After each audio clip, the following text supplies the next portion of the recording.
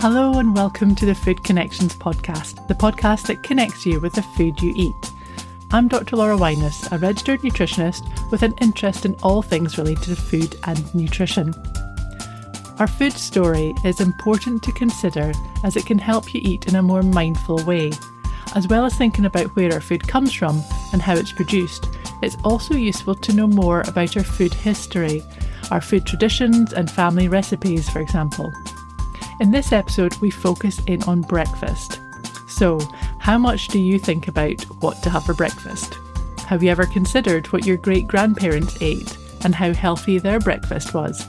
And what actually is a healthy breakfast and the benefits of taking your time to have a more mindful meal in the morning?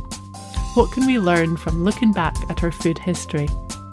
Well, in this episode, I'm joined by Peter Gilchrist, Scotland's foremost food historian, specialising in talks and demonstrations that explore the old folk beliefs, forgotten feasts, and the ancestry of food. Writing under the name of Tenement Kitchen, Peter is currently campaigning to have the act of ordering a morning roll registered as a cultural act within the UNESCO UK Living Heritage Inventory. Well, I hope you enjoy listening to this episode that combines mindful eating with taking a look back at the history of our breakfast. Hello and welcome to this episode of Food Connections, and I'm delighted to be joined by Peter Gilchrist. How are you today? I am wonderful. I can think of no thing I would rather be doing right now than having a chat with you about mindful eating and the history of breakfast. Absolutely. It's a good topic to discuss. So I wondered if you could start off just by explaining a bit of background about yourself and what life as a food historian kind of looks like for you and where your kind of interest in food history came from. Yeah, so we'll start with the story, which is I was a food writer in 2017, and I think like many millennials do, I started a blog, I started taking pictures, started calling myself a food writer, perhaps before I had earned the moniker. And kind of the classic situation that my last grandparent passed away and I inherited cookbooks from her. And in those cookbooks, I found lots of recipes, 13 identical recipes that were in my other grand's cookery book, my other grand that had passed away many years ago before I had even been born. And these two women from opposite ends of Scotland had the same 13 recipes written down in their family cookery books. What actually happened, that was like a moment of questioning. And then the first thing I began to look into was the history of shortbread. I opened up what came to know as the Glasgow Cookery Book, a textbook from the early 1900s for the Glasgow Dough School, as it was called. And in there it had a line for shortbread for Paisley flour. And as a food writer from Paisley, I suddenly thought, oh, that can't possibly be the same Paisley as the town. And as it came out, corn flour was invented in Paisley. They called it Paisley flour. They then wrote hundreds of cookery books trying to sell Paisley flour. And all these recipes were named after the gardens I walked in and the villages I grew up in, and for braised diamonds and Paisley squares. And what I realised after a 1 week of looking into history was that every story I had told about myself of growing up in Paisley was wrong. I have a food story. My community has a food story. Paisley is a place which is rich in food history. I had just never asked the right questions.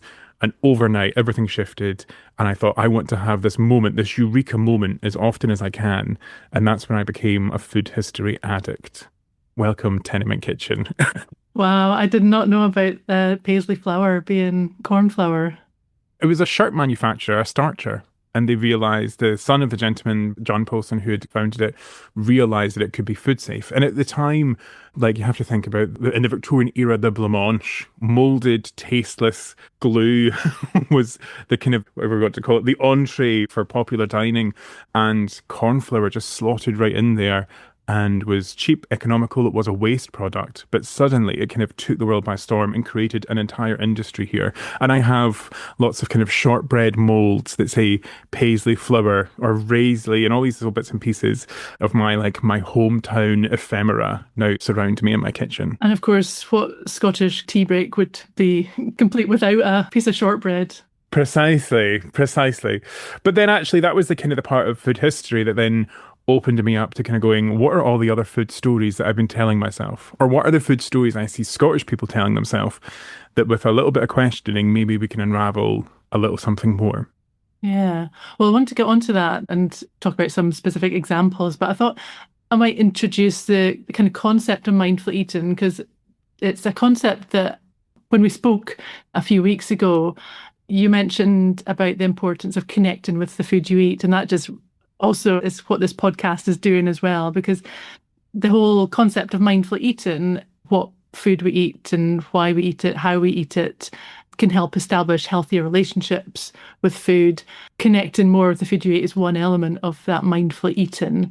And you maybe heard of mindful eating before if you're listening to this, but it generally focuses on your eating experience and your body related sensations and your thoughts and feelings about food and a kind of heightened awareness of food without judgment as well. So it just brings mindfulness to your food choices and the experience of eating.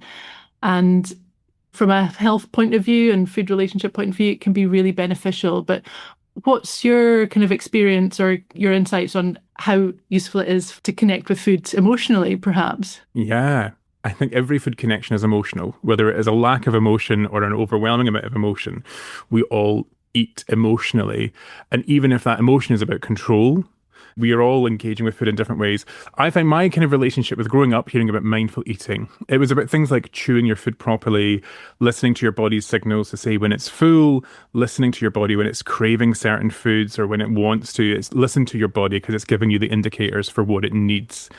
What I realized when I started getting into food history, and maybe what I'll preface this as well is say, my entire life, and everyone in my family, our entire lives, we've had a relationship with food, we've had a relationship with weight, and a lot of it for me, I identified as actually just like food insecurity growing up, was you didn't always know where the meals for next week were going to come from. And we lived very close to poverty when I was growing up. And the feeling of having food in the cupboards, everyone's cortisol was lowered. Everyone we could breathe when we had tins, but also the feeling of being full at the end of a meal, regardless of whether you wanted to or not, was like a safety blanket. It was security. And so I grew up deafening myself to all the signals my body was sending me for the purely for survival, purely to feel comfort. So when I get into my late 20s and I'm trying to deal with my relationship with food, I found it really difficult to go through some of the kind of, not the kind of standard ways, but my relationship with nutrition is a treacherous path that I tend to avoid. But what I ended up finding was as I began to get into food history and I was doing research, I realized that lots of the things that I've been doing all my life were rituals that went back hundreds of years. So whether it was something like placing an order for a morning roll, what I was actually doing was expressing food history because the order that I have is the order that my parents have, the order that my grandparents have, and I would imagine their order as well. The types of rolls that they ate growing up in Paisley are the same rolls that my dad ate, the same rolls that I eat. And it's though when you begin to understand that everything from making a cup of tea to your order at your local cafe to eating porridge, these are all things that actually, if in a moment we can realize everyone in my family chain has done this. Everyone in Scotland has done this. We've had what shortbread looks like today. We've had it for at least 400 years. So for 400 years, Scottish people have stood over a bowl, rubbing butter into flour and stirring in sugar. And if in that moment I can see it as a ritual that I'm participating in, it can ground me in a way that is both very safe for me to begin to feel mindfully about the food that I'm putting into my body, but also treating it with ceremony, which is, I think, another method for that mindful eating, where actually, if you can center yourself and be cognizant of what you're doing, you can listen to your body's signals. And you can begin to esteem yourself through the things that you're doing all the time, but recognizing them as something that can make you feel Scottish. Yeah, thinking about past generations doing the same in the kitchen, rubbing in that butter with flour and making scones or making shortbread in the same way that I'm now doing it in the kitchen. Yeah, I've never really thought about it like that, but that helps you connect back with your family history and previous generations. French people feel French when they walk into a local boulangerie and they order a baguette. It's not a big thing. It's a passive ritual, but it's something they esteem themselves through. A New Yorker going into a bagel shop, ordering their bagel, they walk out, they are esteemed by committing that cultural act. It is not highfalutin. It does not require any extra effort. But what it does is it attaches a sense of identity to yourself in your day. And as many things as you can do in a day that make you feel Scottish or that make you feel like you're part of your community, it has impact on you. It makes you feel tethered to your place. People are much less likely to transgress on their community when they feel attached to it. You're much more likely to stop and pick up a piece of trash because you feel belonging to a community. Lots of the work that I do outside of food is around cultural regeneration. So how do we get communities to start recognizing their value, start investing in themselves, start caring about themselves? And food history, because it is accessible, it is relatively high value, low investment, and it actually is real. We can have memories of what our grands did, about what our parents ordered, about the way that we have lived our lives. Food can be a tool for an entire kind of awakening to what Scottishness can be for you. It makes sense. And when you mentioned the morning roll earlier, I know you've done a bit of work on the morning rolls in the past. What does that mean in terms of Scottish food? Yeah, I mean, I have been looking for ways in which we can try and like shake people a little bit to wake up to food history, because in Scotland, and I think you'd probably agree with me, is that we tend to have two conversations about food. They are food, which is whiskey and Aberdeen Angus beef and very expensive provenance foods. And we have a conversation about BMI charts and deep fried Mars bars. Often we don't have a conversation about the stuff in the middle, the real stuff, the ritual, the history, the family recipes, the scones, the shortbread, all these sorts of things. They tend to be left to the sidelines. So I've been looking for ways in which things that we can all agree on to be able to kickstart a bit of a debate.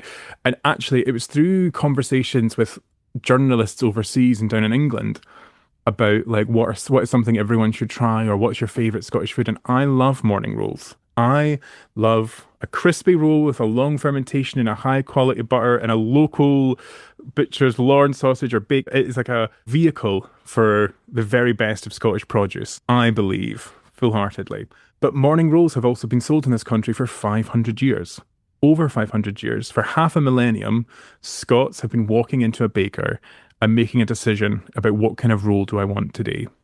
And so part of what I'm doing just now is about trying to gather community consent from as many Scots as I can by going around the country, and I do a kind of 45-minute presentation on the history of morning rolls. It's all very light and comedic and a little bit of history and a little bit of politics, because you cannot speak about food in history without getting a little bit political, but not too much.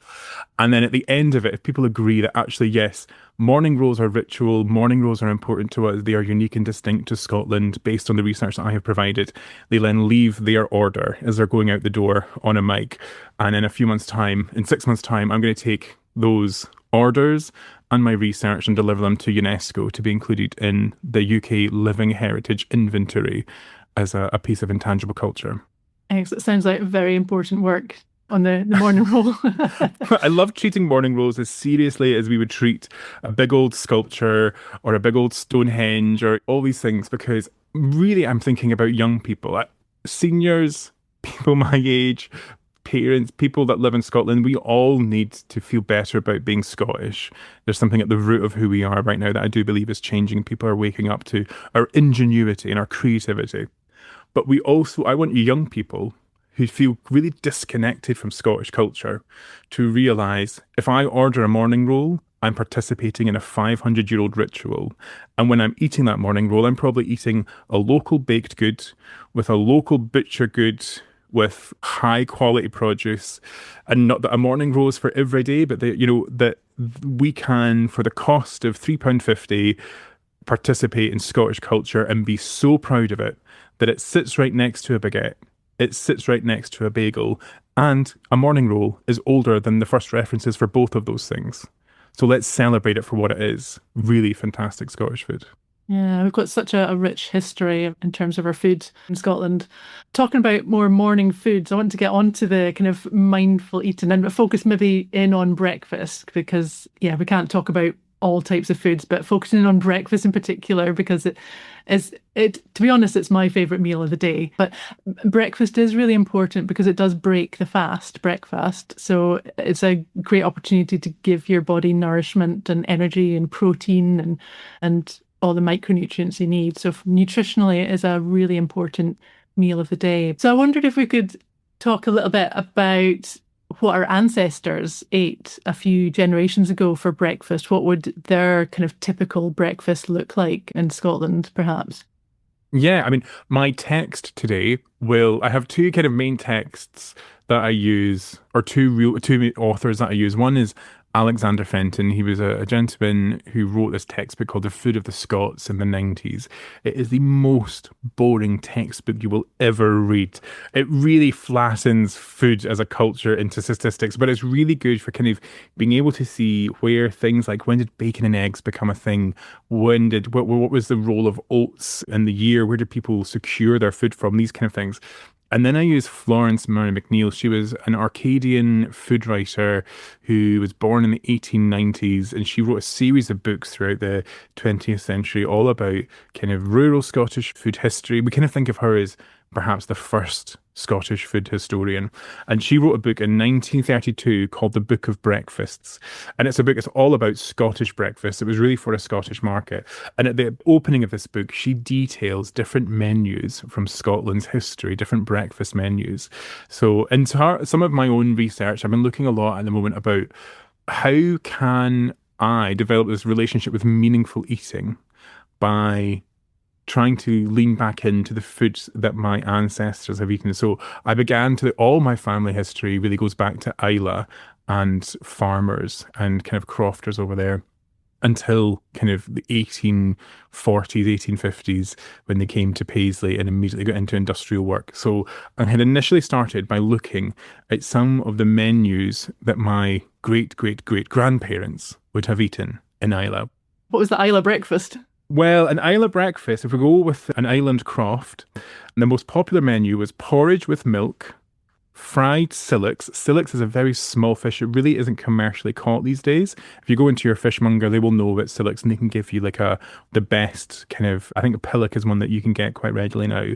Boiled eggs, girdle scones or griddled scones, oat cakes, butter and tea. So quite recently, a couple of months ago, I sat down and had this as a breakfast.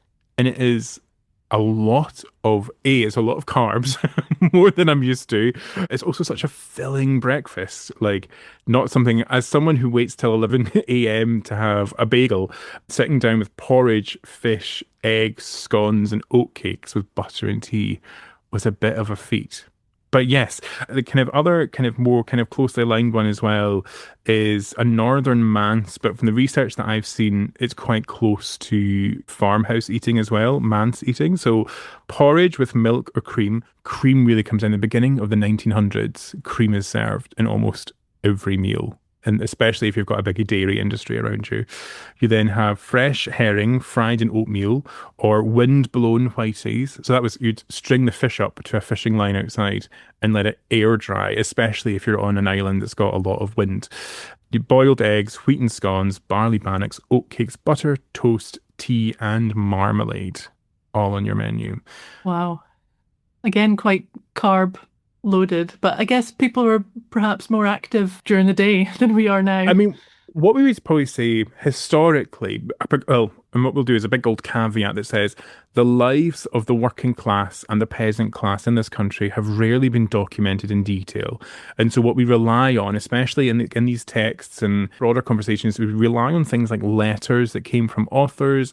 We rely on poetry. We rely on the kind of the artistic interpretation of individuals' surroundings. And so we're going to make some broad generalizations here, but hopefully based in fact. People weren't waking up and immediately having breakfast. They tended to wake up with the sunrise or with, depending on where you were at in the year, to the call of the animals. And you would then get up and probably do at least an hour of work, of labor, getting the farm set up, getting your day prepared. And in that time, the women of the house, if you were living as a family unit, would get the fire going, would get the girdle pan on, and that would be the beginning of like when you come back home, you then have breakfast before you kind of go out for the rest of the day.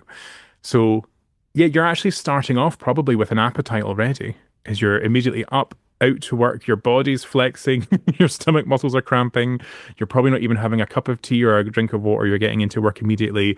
And so when you're coming back in, you're going to sit down to a very large meal with lots of carbs, very filling, quite a bit of variety in there as well. I mean, fish, eggs, porridge, there is a variety that's coming in here. And of course, tea, which was a really early adopter in Scotland, especially by the working classes. We loved tea. This is probably the most variety you would have in a day is at breakfast. For the rest of your day, you're probably eating things like kale soups. You're going to be having beef broths. You're not necessarily having a great deal of fiber and meat and things throughout the day. So actually, this initial kind of breakfast is where you're going to have perhaps your tastiest meal, if not also your most filling meal of the day. Hmm. And there is a good mixture of, say, the protein sources, the boiled eggs and the fish. Great for healthy fats as well. And porridge, a great carbohydrate with the cholesterol lowering properties of the fiber in oats. So, yeah, really good. I mean, I never thought about making my own oat cakes. That's something you just go to the supermarket and buy oat cakes these days, but our ancestors would have obviously done that. Oh, absolutely. And thinking about bannock, kind of a brief bit of context, a bannock is a kind of category of oat bread baking in Scotland. There are hundreds of different varieties. There were varieties for the big feast days. So for Yule, for Martinmas, for every quarter day in Scottish history, they would have a special one that they would, and it might just be a kind of an oat bannock that would then get coated with an egg or be sliced in a certain way to be ritualistic. And we don't really know when they started. These are bannock rituals that have evolved over thousands of years. Well, let's say 2,000 years. But the point being that within these kind of this little community of the breakfast table, you looked for ways to be original. You looked for ways to add variety. And so, yes, you might have your very kind of flat oat cake, a bit like an oat cake that you are used to eating today, but you would also have one that was maybe about an inch or two, and it might be served to you still quite steamy, and you could rip it apart. You would used to have some for, I think, called a Rutherglen sour cake, which was a type of bannock, and it would be rolled so thin that if you put it over a fire, it might escape from you and go up with the force of the smoke. So a real variety in there. But actually, I always say to people now, if you're going to have a wee charcuterie evening or you're going to have people over, oat cakes are so easy to make. And they actually, you do taste the difference. And it's very cost effective to make your own. So if you have the time and the resource and a frying pan or a Scottish girdle, a griddle, then give oat cake making a go. Okay, I'll do that. Yeah, and try and put my own twist on it as well, just to Please. do something a bit different. Compared to a scone, so a bannock's denser, but what is the difference between a bannock and a scone? So, bannocks came first, and bannocks were dominated by oats, barley, and pea flour as the main kind of flours that we can grow in Scotland in our clay soils and our very shallow topsoil in the Highlands. These are the kind of the grains and pulses that we can grow successfully. Wheat begins to get imported into Edinburgh, we believe, in the kind of late 1400s, early 1500s. And at that time, we begin to see baked products rise in importance. And in 1515 is the first mention of a scone. It's the Flower Sconus by Bishop Gavin Douglas. And I literally just did a show about scones yesterday for the BBC, so it's all sitting in the back of my mind. So scones really are just an adaptation of a bannock, which began to look a wee bit closer to what we know them now in the middle of the kind of 1800s with the kind of the invention of baking soda and baking flour and getting that lift. It became a daintier, delicate bite. But before that, it would have been really a scone is just a wheaten bannock. And then if you're from Aberdeen or Aberdeenshire, where I'm from, you've got the butteries or the rowies. That's maybe, I suppose there's regional specific foods in different regions, but growing up in Aberdeenshire, it was always the buttery. Yeah. It's funny you say buttery. Is that how you would say it as an Aberdonian? Is it a buttery? Buttery, yeah. I say buttery, but then I'm from Paisley, so I would say buttery because I have to try and pronounce every syllable or it just slurs out my mouth. No, yeah, so what you have is like, In the 1601, we have the first reference of morning rolls, which is a reed bap. And they're being made for breakfast for traveling journeymen. So these were men who were, or sorry, they were people who were trying to get educated as blacksmiths, as joiners, as carpenters. And there was an expectation that you would travel around the country trying to learn as many different skills in your trade as possible. And so our cities had this massive influx, especially after the kind of the last dregs of the Black Plague were leaving us, as there was massive skill gaps, shortages, people were flooding into Scottish cities, and at 4:30 in the morning, what are you going to serve? But a small rolled loaf called a reed bap, a ready bap. And this is the beginning of the morning roll. Now, as journeymen are traveling around Scotland, they're taking with them these rolls, and these small morning rolls are becoming the expectation of having access to them to be able to feed yourself. They could fit in your pocket. You could get two of them. You could fill them with ham or cheese or whatever other provisions that you had with you.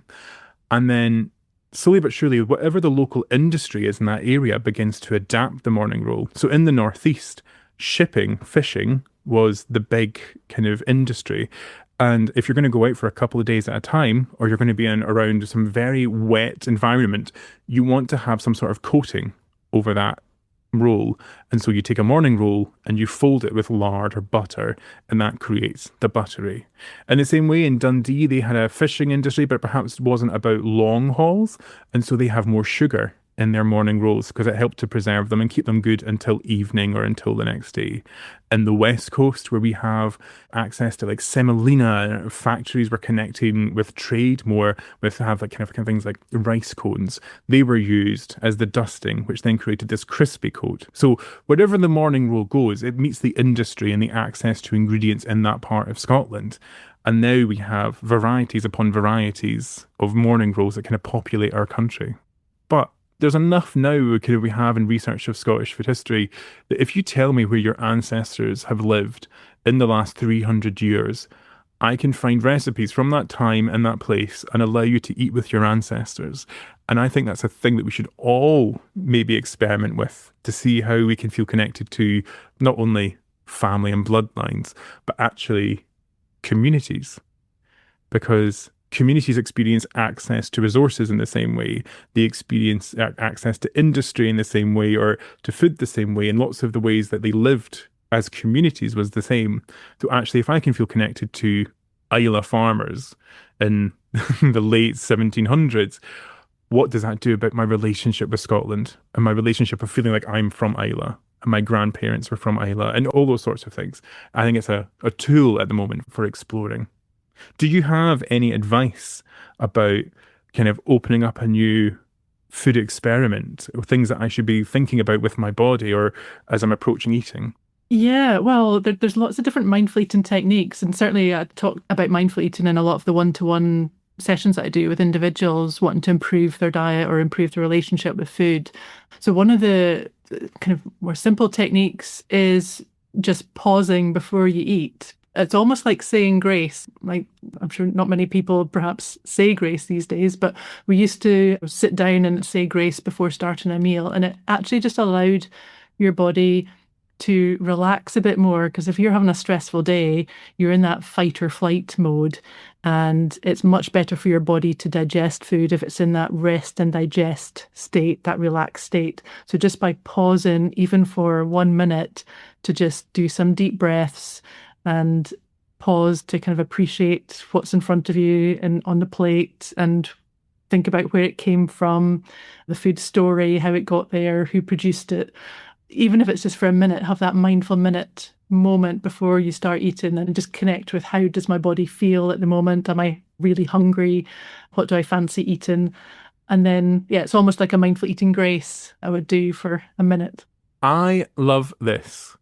Both the proximity of like saying grace, which is something that my ancestors would have done living in very religious communities, but also that mindful minute, because I don't stop.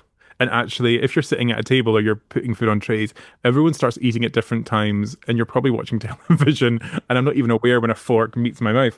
So no, have you trademarked mindful minute yet? Because I think you should get on that. I'm sure somebody else has, to be honest. Oh, right, okay. There's so many times that we eat mindlessly in today's environment because our environment promotes that. We're scrolling on our phone when we're grabbing lunch, or we're on the way to the train station and we're having something on the go, literally. So just that pause in to think about the foods in front of you. And actually, I think it's Brazilian dietary guidelines, which actually have one of the recommendations is to eat with others as much as possible. And I think that's such a valuable thing to do, is to help you slow down and to help you connect with, what they're doing in their lives and connect more with others and with the food that you're eating. Yeah. Breaking bread with people is so important.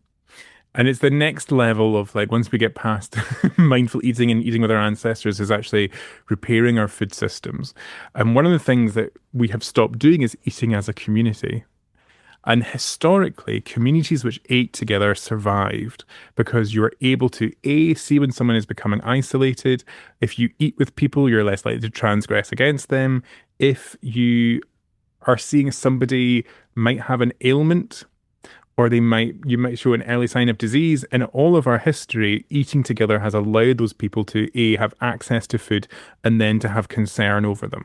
We don't have that these days. And actually, perhaps we didn't feel it as much because people were probably growing up in church communities like I was, where community, or actually you were growing up around a village green, or you were growing up and you had access to 3 shops in your local place. And so you saw everyone, and people were nosy, but also had concern.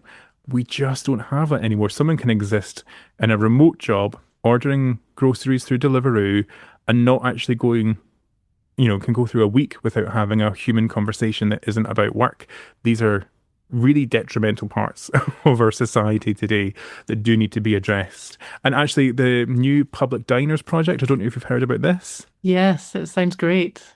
So essentially, in World War II, actually perhaps a little before, but the government set up these things called public diners, where you could access low-cost, high-nutritious food that would fill you. And essentially, it was about saying to people, you don't have to just survive on rations. If you have money to at the end of the week, you can go in and have 13 pence toast and tea. You can afford to come out, because when you can get people to leave the house and enter into a room with other people, it has far greater impact. It's not just about nutrition. It's not just about keeping people fed.